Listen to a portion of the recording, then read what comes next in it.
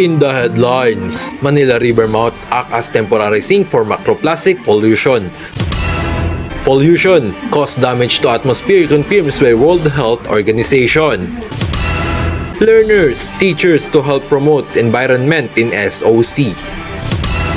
Pinoy BTS Army member plant 1,500 seedlings in honor of the group.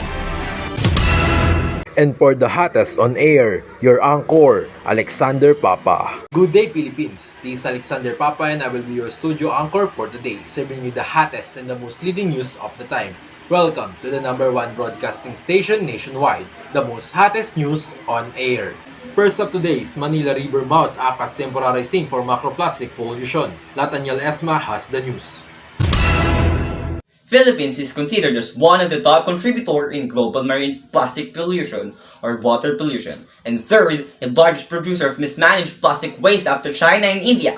Several rivers in our country are considered the main pathways of land-based plastic waste into the oceans, and the Philippines is assumed to have the highest national plastic emission from rivers into the ocean. Let's ask some of residents here who are affected of global marine plastic pollution, and how does the water pollution affect their daily lives, and in what ways they can help as a citizen to minimize the several marine plastic pollution in our rivers.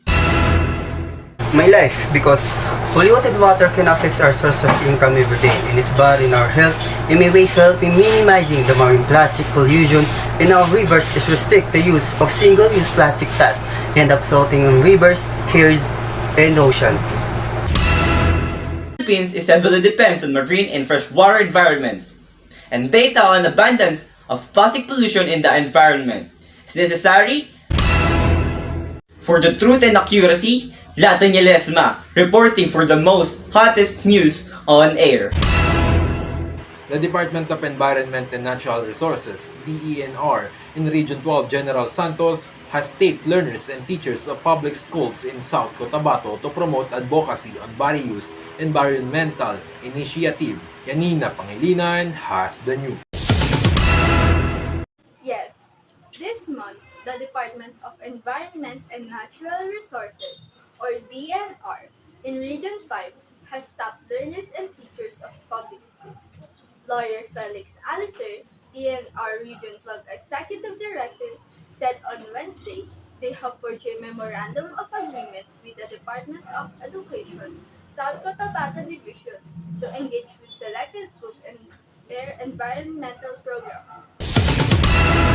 It is in the line with Agency Environment and Natural Resources, Ambassador of Project DAB, Tayo ang Kalikasan, which is part of the DENR strategies of partnership among stakeholders to its mission to protect and conserve the environment.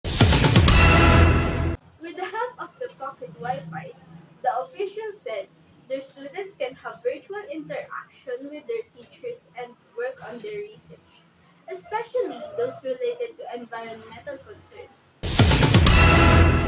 Learners will help promote activities on biodiversity and conservation, solid waste management, and climate change adaptation and mitigation through various online and internet-based platforms. Estacio assured that DepEd South Cotabato will continue to collaborate with DNR 12, promoting environmental advocacy among their learners and teachers.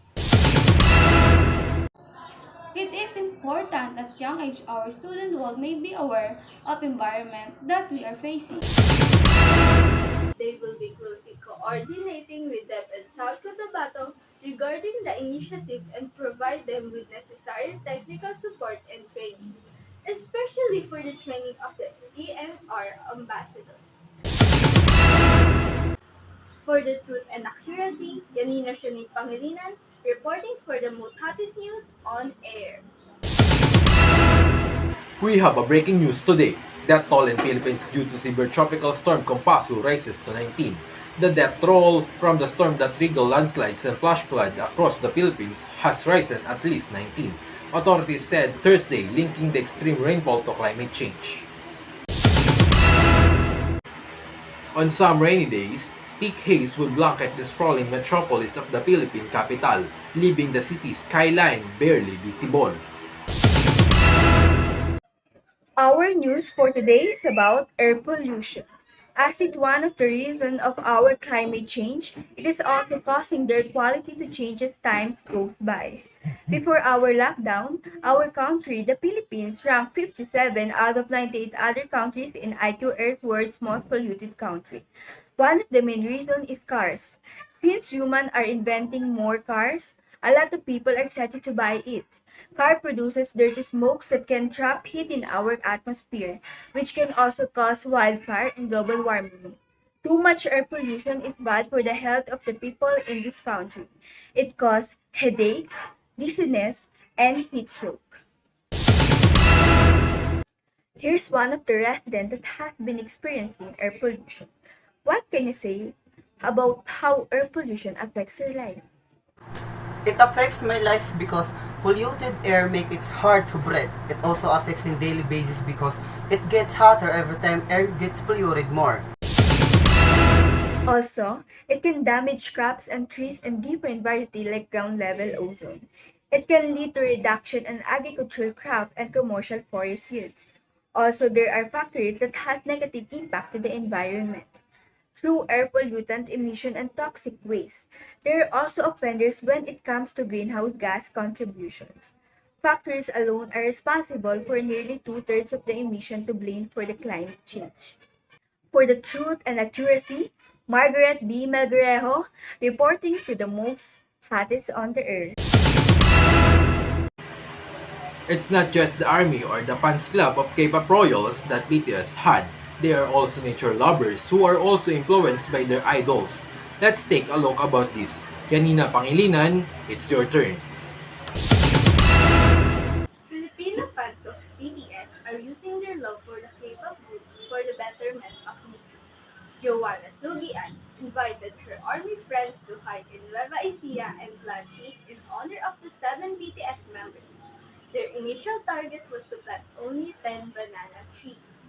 However, more fans donated, so they were able to put 1,500 seedlings into the ground.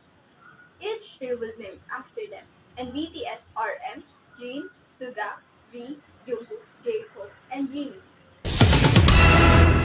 Started initiative to show the support of BTS hardworking member. We also want eco-defluence, that means caring for environment. Apart from these reasons, they were also inspired by a tweet that went viral that said, if BTS sincerely asked their fans to plant trees, they could probably end global warming. Since a lot of armies donated, they'll hold a second tree planting project.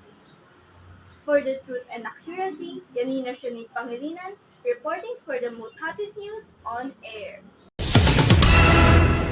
And that's all for today's Time Sizzling News. Once again, I am Alexander Papa and I'm delivering news from worldwide. And this is the most hottest news on air. Have a great day, everyone.